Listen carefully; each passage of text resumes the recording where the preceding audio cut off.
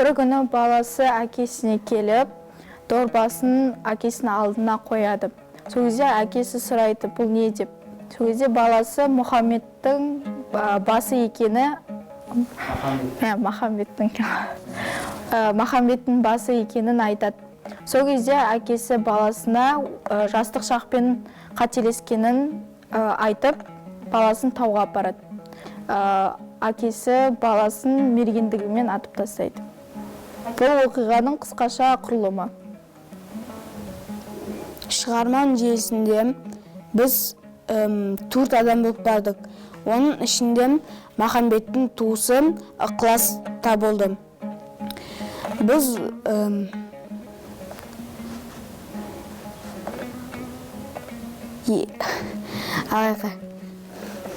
4 адам болып бардық. Соның арасында Махамбеттің туысы бар, ықылас. Яғни мен өз әкемнің жас шағындағы арманын орындадым. Өз әйелін Махамбеттен қызғанды. Шығарма бойынша мен әкемнің жас шағында арманын орындадым. Әкесі баласының кішкентай кезінен бері Махамбетті жек көретіні туралы айтады. Бірақ бір күні баласы Махамбеттің басын шауып, сұлтаннан сыйлық алғанын әкесіне айтуға келгенде, әкесі оған Махамбетті не үшін жек көргенін түсіндіреді.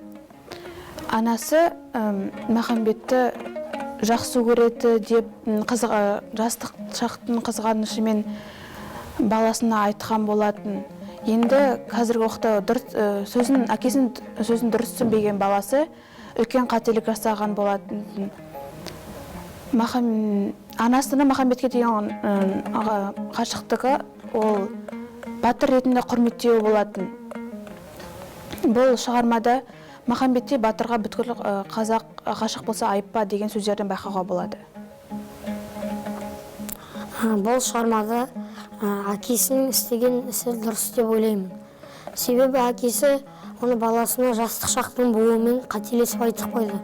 Оны баласы дұрыс түсінбей, әкесіне Махамбеттің басын шауып әкеліп, әкесі абыройын ойлап, халықтың шешімімен баласының өлімге қиды. Себебі әр халық Махамбетті